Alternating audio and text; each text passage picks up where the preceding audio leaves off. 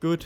So this time we are going to go. This is our last session where we're going to look at cognitive science and how that gives us like a basis for thinking about adopting leadership theories and gives us an understanding about why it's not just you hear a new leadership theory and then you go fantastic and go out and apply it. There's a lot of things that can be in the way of that can make that difficult.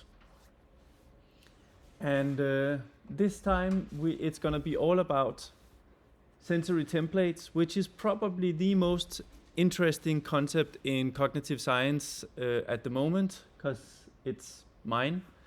And so I'm going to, give you a little insight into the PhD I did on leadership development. And so to define it, last time we talked about cognitive metaphors. So this is where we understand one domain of experience that's unfamiliar to us in terms of another domain of experience that's more familiar to us. You will remember argumentation is a form of warfare, or maybe argumentation is a form of collaboration, and so on. And then we looked at these primary metaphors, which are cognitive metaphors, but a subgroup of cognitive metaphors, which are interesting because they're found in languages across the globe. And so that seems to suggest that there is something that they say something very fundamental about human cognition. And you will remember we talked about how friendship could be seen, or friendship animosity could be seen mapped onto the domain of temperature. And we got I love the expression to give somebody a cold war as a Chinese parallel to giving somebody the cold shoulder or like the warm smile and so on. Sensory templates sit somewhere in the middle. It sits somewhere in the middle because on the one hand, they are not universal. So in that sense, they are more like cognitive metaphors. However, they do ground, the source domain has to be a concrete sensory experience. So that's how it relates to primary metaphors. So it sits somewhere in the middle. It's a little bit broader than primary metaphors, but more narrow than cognitive metaphors in general. Yes. Good. So that's what we're going to look at today, because in my PhD I worked a lot with changing sensory templates as a way of solving seemingly unsolvable leadership problems. I'm curious, how many read the book chapter for today? Okay, cool, good. Just to see how much detail to go in, but yeah. There was nothing in the book chapter about the research design, was there? No, there's more cases and stuff, yeah. Good. So, just because this is a piece of research where I can really speak to the methodology very thoroughly, I think it's interesting. Also, you can see a little bit about how such a piece of research can be conducted. So what I did was I took 60 managers and I worked with what I called Gordian knots. So basically, I asked every person who participated in the research to tell me about a problem that mattered to them. So usually that would be something that has a negative impact on bottom line or on working climate. And I used to say, or something else that really matters to you, but it was usually those two, right?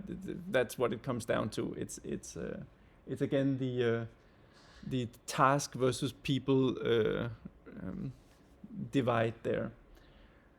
And I think the first interesting thing for me was everybody could find one. There was a few people who said, oh, I don't think we have such problems. That's been persisting for years. And then I said, talk me through your day from you meet in the morning. And before we got to lunch, they had identified like 3 of those problems. So I think that's really interesting. I think that's worth taking into account that at least 60 out of the 60 managers that I got to come into this research, and it was randomly selected. Or it was like, I used snowballing. So every single time a manager signed up, I said, do you have friends that you think might be interested as well? And so that was it. I also sent out, I made a one-pager invitation describing in very broad terms the research, and I contacted the an executive education here at CBS and asked if if they wanted to send this one pager to everybody, all their participants, and of course they said yes, because they want to be seen as, we're giving you this extra free thing because you're taking an education here, and also CBS is like at the forefront of the cool stuff that's happening within research. So it's a very nice signaling value for them, and for me it was really awesome to have the blue stamp of CBS and them sending my invitation out to all these people instead of it coming from me personally. I did discuss the research design with a colleague who said, it's a great research design, but it can't be done. You can't get 60 managers to sign up for something that will take between 2 and 7 hours of their time. But I did it. And I think one of the reasons I did it was that I emphasized, we are going to work with one of your personal Gordian knots. And we're going to see if it solves something. That was attractive to a lot of people. Then I used 3 different methodologies for working with this. So it was kind of an experiment where you have 3 different groups. You do different things in the different groups, and then you compare which of the groups gets to solve how many people in each group solves their Gordian knot. And does that say then something about the methods that we applied or were used? And I measured 3 different things. I measured change in conceptual metaphors or cognitive metaphors. I measured change in sensory templates. So you will remember those 2 were not necessarily the same. You can change a cognitive metaphor. You can change the source domain from one abstract domain to another abstract domain, but the somatic domain can remain the same. So I measured those 2 things, and then I measured whether they found a solution to their problem. And of course, some of you will now say, how did you measure those things? And for the 2 first, it was a lot of about analyzing the language. What were the language patterns they used? Like we looked at last time, these cognitive metaphors are revealed in people's language. And for the last one, managers are fickle, right? You ask them, have you solved your problem? And they go like, yes, because I'm a good manager, right? But sometimes they say yes, but they haven't. So my criteria was, if they say they solved their problem and they can tell me a convincing story about how they did something different and what the result was, then I'm like, okay, they probably solved it. This is not, of course, a perfect measure, but it was the best I could come up with, because sometimes people would say, yeah, I've solved it. And then I said, well, how did you solve it? I realized I just have to do more of the same. And I was like, yeah, they didn't solve it. and there were quite a lot of those, actually. So I used something called it was an extended version of something called a Solomon 4-group design. And this is, if you do an experiment, you can do a test, and then you can do an intervention, and then you can do a test again. And then you have a control group where you do a test, and you don't do any intervention, and then you do a test again, right? This is classical experimental design. And if I know people who worked with, a colleague of mine worked with the management education, and her test was taking a blood sample and measuring stress hormone levels. And I think that can't be faked, right? It's like, that's brilliant because it doesn't rely on managers self-reporting. It's like either their hormonal level has changed or it hasn't. And so that's fantastic. And having a blood sample taken probably doesn't change much in how you are a manager, right? I don't know, maybe you're a bit woozy the first day, maybe that has an effect, but in general it doesn't change anything. However, my measuring technique was a 1 hour interview.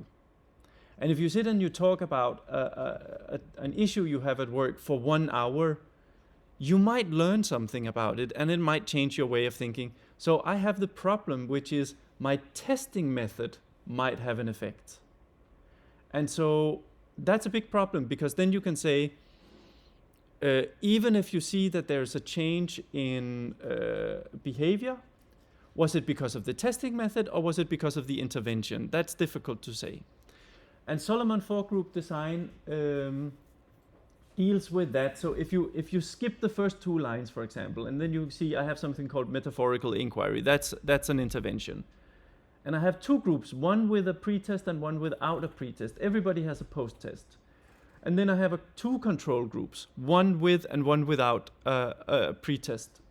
Because then you can make a lot of different comparisons. You can compare these 2 post-tests. If there's significant difference here, then you know the pretest had an effect, right? You can compare these 2, and if there's a significant difference, then you can say, the pretest in combination with the intervention had an effect? Because that's possible, right? Maybe the pretest somehow primes people to get more out of the intervention. And so actually it's not the intervention in itself, but it's the combination of the pretest and the intervention.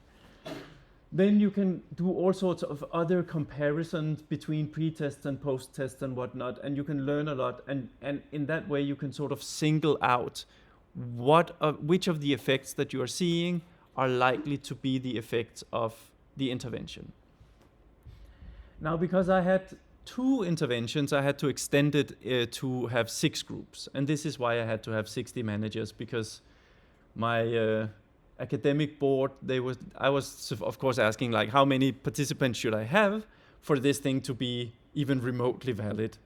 And they said at least 10 managers in each group. Otherwise, it's silly. If you have like 2 managers in each group, maybe it was just those 2 people. If you have 10, you can sort of argue that if you see convincing patterns, there's probably something. Cool. So that was, yes, that was it. And then I put in the 1 month break. And the 1 month break is just because when you have a shift in perception, maybe some of the problems that they were battling with, maybe they wouldn't come up like within a week, right? If it's a kind of a conflict they have with another colleague, maybe they don't talk to that colleague for a week. So there had to be ample space so that they had a possibility of encountering the problem before the post-test interview, so that they could see if their change in perspective had done anything. So this is why. In the end, managers are horrible, right? They're super busy. So I think it was between 1 month and 6 months before I got the post-test interview. Some of them were just super busy and they're like, oh, but I'm in, I don't know, Kazakhstan for the next 3 months or something like that. Okay. Good. So this is the result. You can see there are, if you have, so I divided it in 3. So there are 20 managers. So this is, I have added together groups 2 and 2, right? So metaphorical inquiry, that's group 3 and 4. Aesthetic inquiry, that's 1 and 2. And interview only, those are everybody who were in the 2 control groups. And then I looked at, was there a change in simulation? That's another name for cognitive metaphor. So did they use a different metaphor to talk about their problem in the post-test interview as compared to the pre-test interview? And you can see, even if there was only interviews, there were actually 3 who changed their cognitive metaphor when they were talking about the problem. The aesthetic inquiry, I'm going to say more about this process, and the metaphorical inquiry, I'll say a little bit about it now.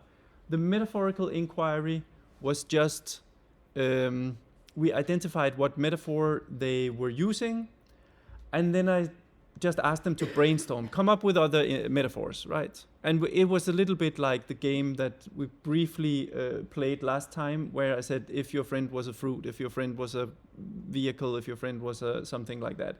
It's a nice way of brainstorming metaphors. So like, come up with a bunch of metaphors for your problem, and if any of those metaphors inspire you, then you have then dive into that one and see what you can do with it. In the aesthetic inquiry, I did 3 different things actually. And if we have time, we might do it today, and otherwise I'll encourage you to do it before next time. One of the things, I think the thing that I found most interesting, I took them through a process where they wrote a little poem about their problem. I took them through a process where they just doodled, they tried to doodle their problem. But there was one that I really liked, and that was, I just sent them out with a camera, and I say, take pictures of everything that reminds you of your problem, right? So it's basically, you just walk around searching for metaphors. So it's like, it feels, sometimes they will go like, well, I found this, like something like this, right? So cables, but much more like cables that were just like a complete mess. And they go like, that totally looks like my problem. Or other things, some people took pictures of, there happened to be a fire drill somewhere, and they were like, no, this is kind of like people standing in a group looking like they don't really know what to do. I take a picture of that. So they were sort of out with a camera hunting for metaphors. And there's something interesting when you walk around with a camera, you start seeing a lot more things than if you walk around without a camera. So yeah. And as you can see, the aesthetic inquiry led a lot of people to find new ways, new metaphors, new cognitive metaphors. By the way, when I say unclear, that means some people have the annoying habit that when they speak, they use no metaphors at all. They're just like, this is it, and that's it, and it's like this, and so very concrete language all the way. And if they do that, I don't know. I can't detect whether or not that they have changed the metaphor. And then in the not detected, that is again, even if they use the same metaphors, if they use the same metaphors before and after the intervention, they probably didn't change that cognitive metaphor, but who knows? I can't say for sure. So this is how I measured that. Then EC, which you're probably wondering, that is, I asked everybody in the final interview, do you feel you have a clearer understanding of your problem, right? So that stands for increased clarity. And that's a simple yes/no question. And you can see a lot of managers said yes. And I think one of the interesting things, and then the last one is, could they give me a convincing story about doing something different and having solved their problem? And I think one of the things that surprised me here, and which I thought was very enlightening, was you can see how many managers say, I got an increased sense of clarity, I understand my problem much better now, but they didn't find any solutions. And this is, of course, worst here. And I think that's very interesting. Why is that interesting? Because a lot of management development programs, they use this as a measurement of success, right? If people at the end of the program says, oh, this was a really good program, I understand my leadership challenges much better now, they go like, it was a fantastic program, it had an effect, but then you compare to this one, and you say, they might not do anything different. They might not have increased their capacities at all. They just think they have. And I think a lot of these people, one of the things that I saw was, they said, I have a much clearer understanding of the problem now. And then I said, okay, so what's your understanding? And they said, I was right all along. I just have to do more of the thing that I've always done, and it will eventually work. And then I remember back to the pre-test interview where I said, well, but you picked a problem that you in the pre-test interview said you haven't been able to solve it for years. Why do you think doing more of the same thing is going to suddenly magically solve it, right? So I think that's worth knowing, because I actually think that the pre-test interview, talking through your problem, can have a negative effect because it can make you more eloquent and more convinced of the model that doesn't work. Does that make sense? So I think there's a danger in that. And I think that you see that in many programs. Yeah. Yeah, I just wanted to know like the main difference between identifying the problem and what you actually did in the pre-test interview. What was that, and why was that like part of what you generated? Okay, yes, good question. So identifying the problem was almost like a pre-test, right? That was like before you came in. So in the interviews, I asked them to map out who are the stakeholders, what are their interests, how do they compare. I used different test methods. So one of them was like something like a stakeholder analysis. Another one was 2 minutes free association, basically. And I think those were the main two ones. And then I used different analysis methods to see if I could use those tests. But some of the tests didn't yield anything. For example, the 2 minutes free association test. Oh, and I did something called a repertory grid test. So the stakeholder analysis was a repertory grid. We haven't done that here, right? No, we didn't do it. Sometimes I do it. It's basically, you can take all the stakeholders and then you write down all the stakeholders and their different interests. And then you put them on cards. No, I think first I mapped out who are the stakeholders, who's interested in this problem, who's affected by the problem, and you get all of them. Me, my boss, the employees, this particular customer segment, and so on. Then you write them on cards. There would be usually between 5 and 12 or something of them. And then at random, you put out 3 of the cards in front of the person and you say, what do 2 of these groups of stakeholders have in common in terms of common interest, which is different from another one? And you might say, well, 2 of them are interested in their own advantage, and one of them is primarily interested in the organizational advantages. Or, I don't know, 2 groups are primarily interested in the logistics, and the last one is interested in the quality, or something like this. And by doing this repeatedly, you can see you can map out all the different interests that are in play.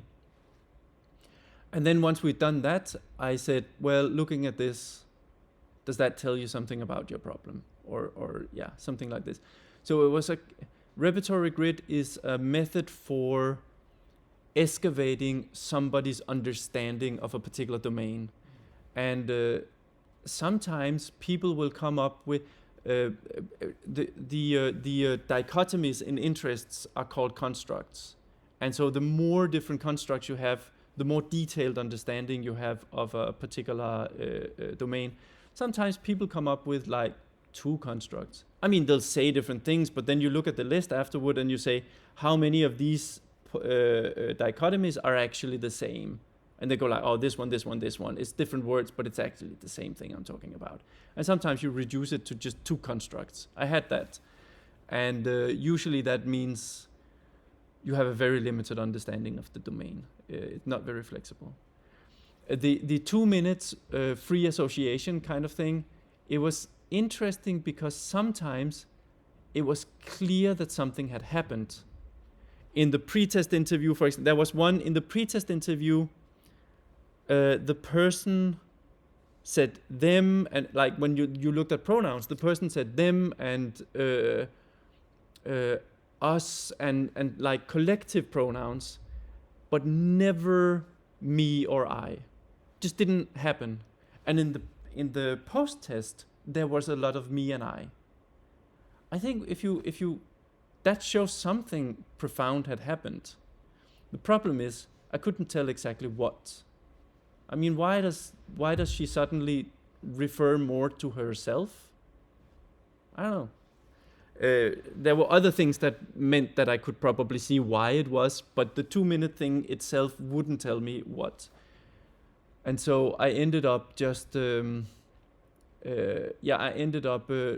listening for expressions that that revealed cognitive metaphors, and that showed me much clearer what was happening.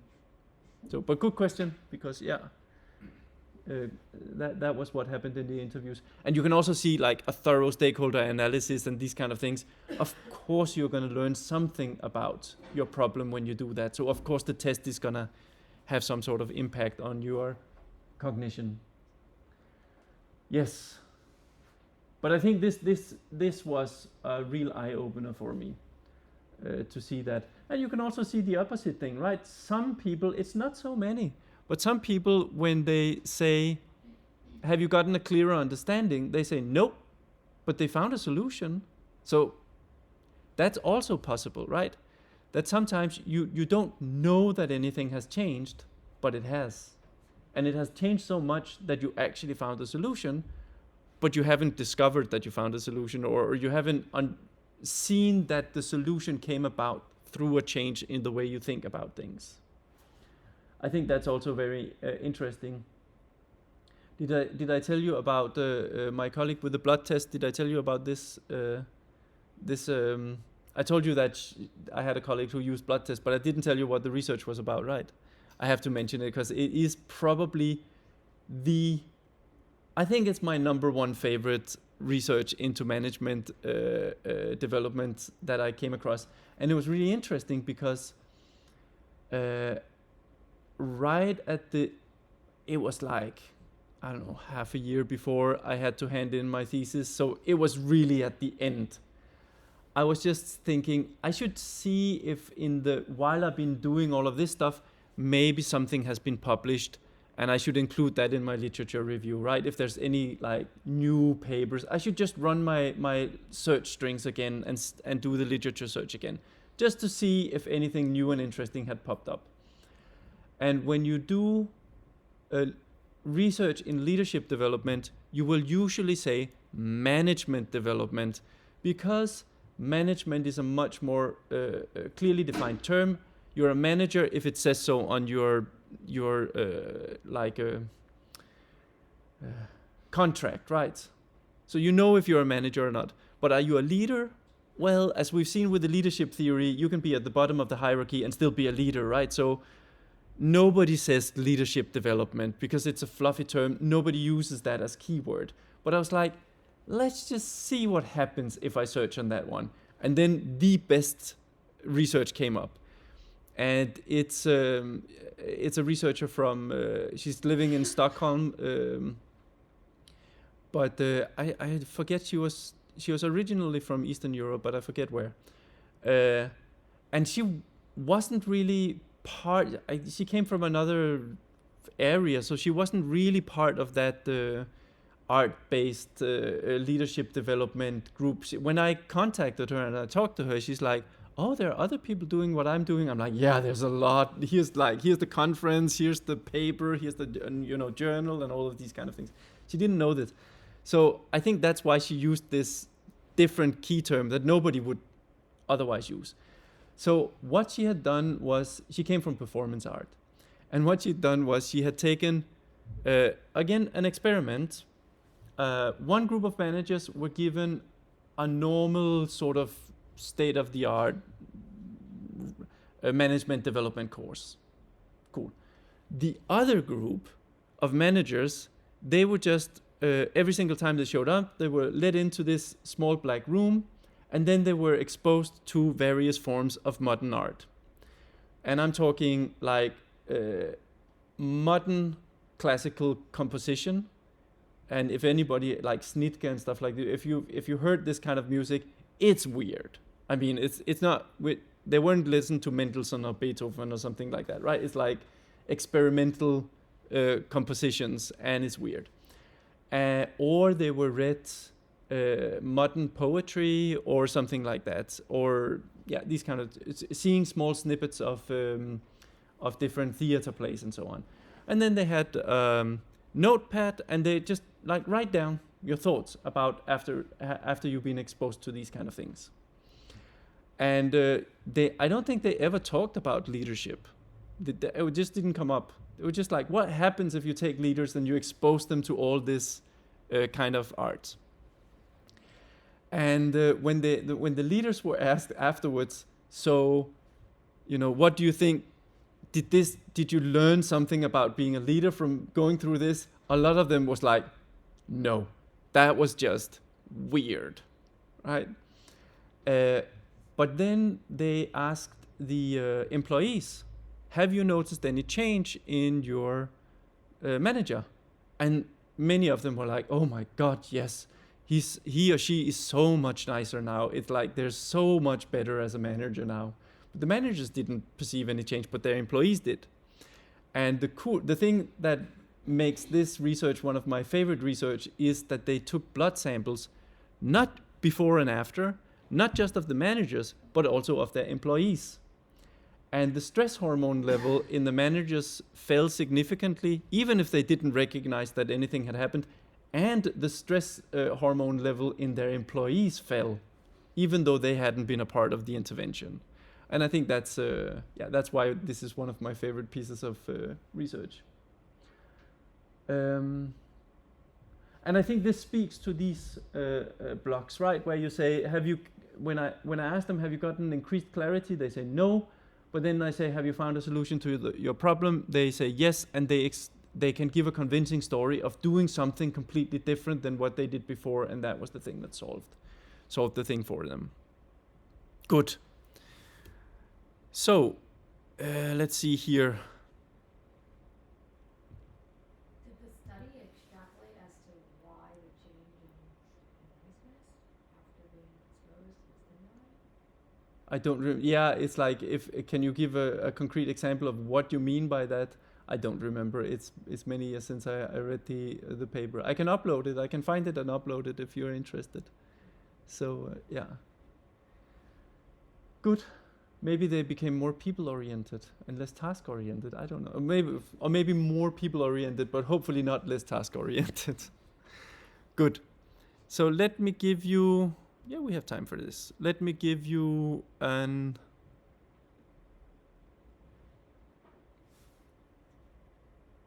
Yeah, I'll give you one case and then we do a break and then we'll go for more cases. So this is one case,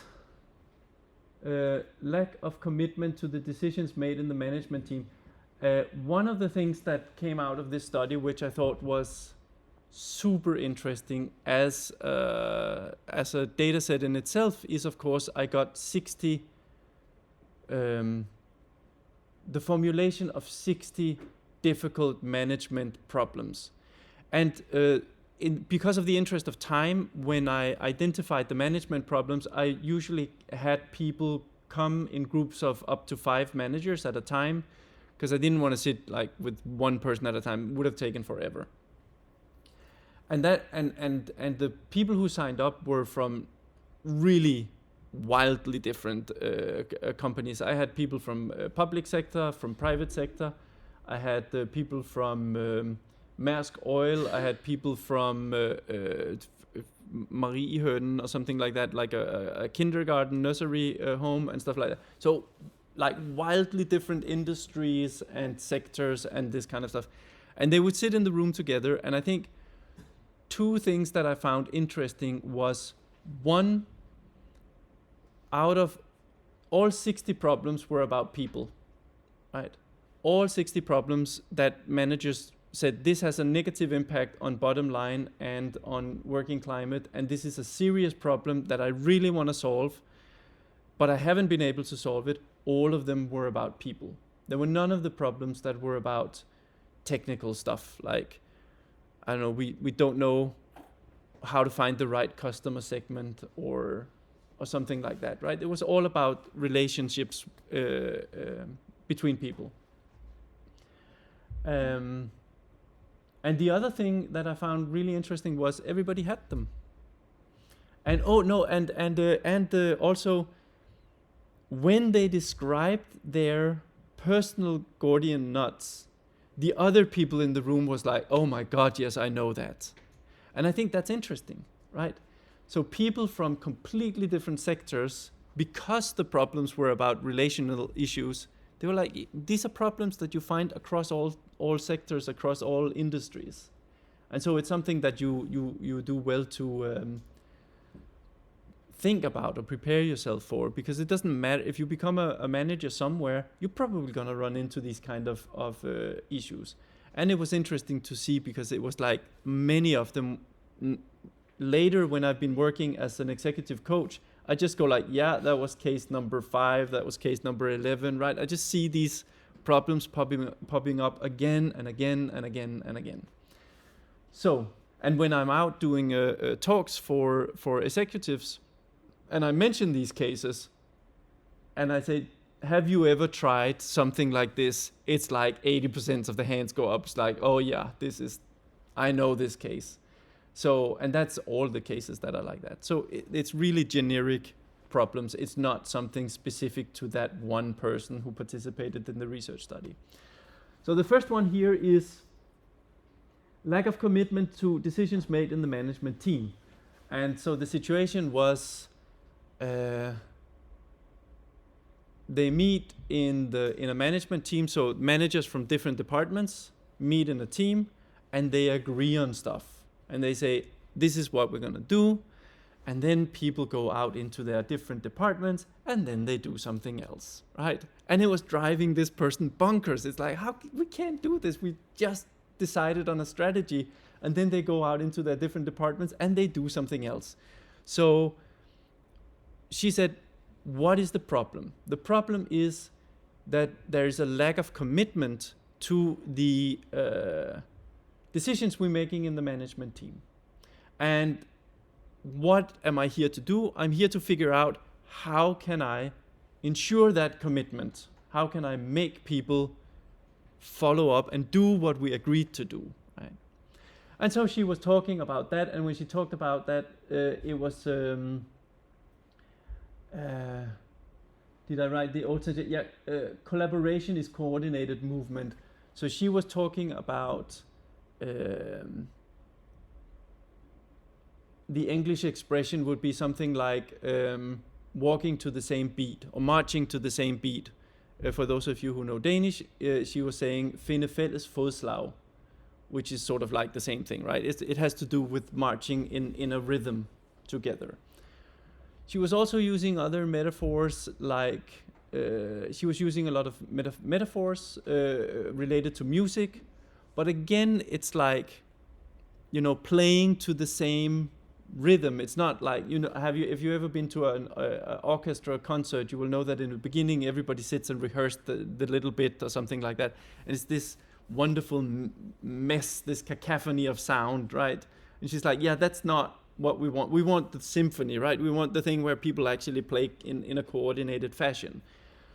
And so I took the liberty and saying, well, these two metaphors, it seems like they point to something like collaboration is coordinated movement. And I say this just to also for the sake of transparency, right? There was some different metaphorical expressions, and there's a little something like wiggling in order to say, well, what's the cognitive metaphor behind that? Because they're not gonna say the cognitive metaphor, right? They say, they gave me the cold shoulder. They don't say, I use the cognitive metaphor of friendship as a form of warmth, right? So you have to deduce it. And of course, that's also, my interpretation plays into that. Then she did the thing about taking pictures of things. And she, as you can imagine, she took pictures of a lot of things that were about coordinated movement and about this uncoordinated movement. But then she came back with one picture of a scarf lying on a bench. And I asked her, like, why did you take that picture? There's no movement in this picture. And first she tried to understand it through the cognition, the cognitive metaphor. She's like, well, maybe, you know, it's the result of uncoordinated movement that is left there. And she's like, nah, this is... And then she said, actually, when I look at it, it looks a bit lonely, right? It's just lying there, and it's not connected to anything. And the moment she said that, she was like, it was like you could literally see this light bulb going on off in her head. And she's like, oh, our problem is not about commitment to the decision. Our problem is we don't have any relationship to each other, right? We meet for these meetings, but we know nothing about each other. We have no human connection. And so collaboration is about physical connection, right? All of a sudden there's a different cognitive metaphor. Instead of coordinated movement, it's about connection versus disconnection. And when she started thinking about it using that metaphor, she said, well, maybe what I should try was to just have lunch with these people and, ask them about their family and get to know them. Just build a relationship to the department managers beyond just work. And she did. And a month after, she was like, that worked, right? Now we can talk about things at a whole different level. There's a completely different willingness to collaborate because we have a human connection. So this is an example. Does that make sense how the cognitive metaphor changed? And when it changed, you can remember from last time, it's like the metaphor highlights and hides things. You remember the machine, the organism, and so on. When it's about collaboration is coordinated movement, that highlights certain things, but it completely hides the human element. It doesn't seem relevant, right? You can march to the same beat next to a person that you know nothing about. But when you say collaboration is about physical connection, you start to think about what is that connection? What kind of connections can we have? What can we have connect on more different levels? And that will highlight the human connection. And I think this case also illustrates that that was a pattern that I saw a lot. When the cognitive metaphor or the sensory template that the manager used to think about their situation, when that changed, their understanding of what the problem was changed. Many of them said, I didn't actually, what I thought was the problem isn't the problem. And that's why it didn't work trying to solve it, right? If you think the problem is X, but the problem is actually Y, you can spend years trying to solve X, and of course it's not going to yield any result because you're not even touching the real problem. And so I found that many times the change in sensory template worked because it allowed the manager to detect or formulate what the real problem was. And the funny thing is, many of the managers, when they formulated what the real problem was, they said, but that's not a problem at all. I know how to deal with that. So it was never about finding a solution. Finding a solution was never the issue. The issue was finding the problem, formulating what the real problem was. And the change of cognitive metaphor or sensory template allowed them to formulate what the problem actually was. And the moment they'd done that, sometimes they solved the problem in a day, literally, right? And think about how insane that is. A problem that a manager has spent time on trying to solve for years, and when this shift in cognition happens, they can solve it in a day. Think about how much resources has been wasted just because they didn't know this trick, basically. Cool, makes sense? Any questions around this or? Okay, then let's take a 10 minutes break and come back 1:45.